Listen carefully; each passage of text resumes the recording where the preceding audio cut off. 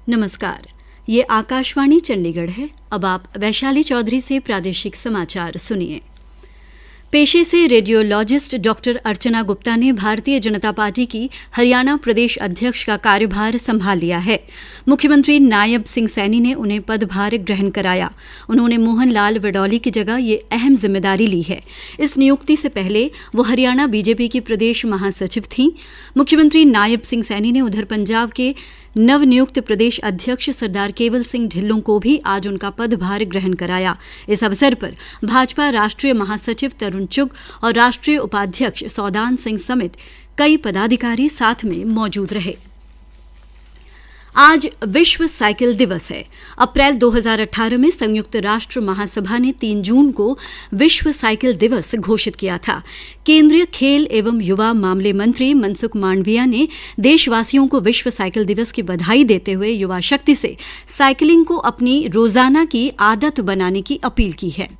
आज मैं देश की युवा शक्ति से एक विशेष अपील करना चाहता हूँ। साइकिलिंग को अपने जीवन का हिस्सा बनाइए। साइकिलिंग केवल एक व्यायाम या एक दिन की हॉबी नहीं, बल्कि स्वस्थ और सशक्त जीवन शैली की पहचान है। यह हमें फिट रखती है, शरीर को ऊर्जावान बनाती है और मानसिक स्वास्थ्य को भी बेहतर करती है। यह हमारे स्वास्थ्य के साथ साथ पर्यावरण को सुरक्षित रखने का सबसे सस्ता, सुंदर और टिकाऊ माध्यम है। जितना अधिक हम साइकिल का उपयोग करेंगे, उतना ही प्रदूषण कम होगा और पेट्रोल डीजल की बचत के माध्यम से देश को भी लाभ मिलेगा। केंद्रीय खेल मंत्री ने कहा कि वैश्विक चुनौतियों के इस दौर में प्रधानमंत्री नरेंद्र मोदी जी ने भी देशवासियों से पेट्रोल, डीजल आदि ईंधन से चलने वाले वाहनों पर निर्भरता कम करने का आग्रह किया है। ऐसे में साइकिलिंग एक प्रभावी और सकारात्मक समाधान है। उन्होंने आज सभी से साइकिलिंग को अपनी दिनचर्या का हिस्सा बनाकर फिट, स्वस्थ तथा विकसित भारत के निर्माण में अपना योगदान देने का आह्वान भी किया। सर्वोच्च न्यायालय ने कहा है कि विवाहित बेटियों को अनुकंपा के आधार पर नियुक्ति से वंचित नहीं किया जा सकता है। न्यायालय ने कहा कि परिवार की परिभाषा से विवाहित बेटियों को बाहर रखना स्पष्ट रूप से अनुचित और संवैधानिक रूप से गलत है।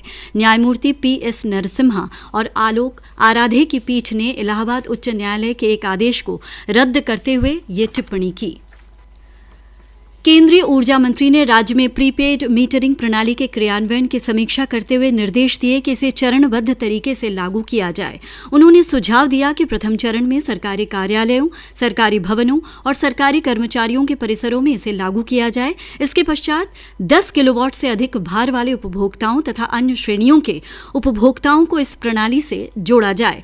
उन्होंने इस दिशा में निर्धारित समय सीमा के भीतर कार्य प्रारंभ करने के निर्देश दिए।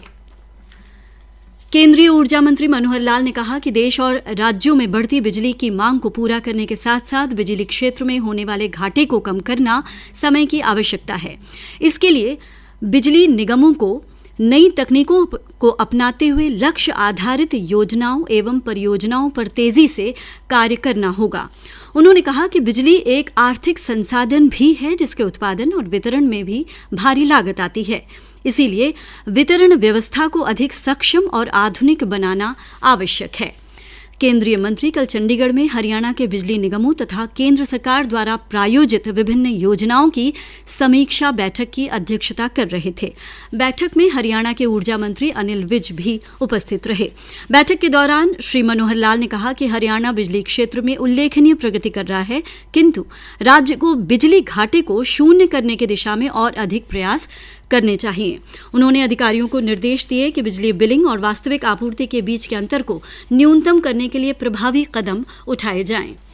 हरियाणा में चालू वर्ष के दौरान 2,20,000 रूफटॉप सोलर सिस्टम स्थापित करने का लक्ष्य निर्धारित किया गया है, जिनमें से अब तक लगभग 86,000 सोलर सिस्टम स्थापित किए जा चुके हैं। केंद्रीय ऊर्जा मंत्री मनोहर लाल द्वारा कल चंडीगढ़ में प्रधानमंत्री सूर्यघर मुफ्त बिजली योजना की भी समीक्षा के दौरान अधिकारियों ने जानकारी दी। इसी के साथ प्रादेशिक समाचार समाप्त होते हैं।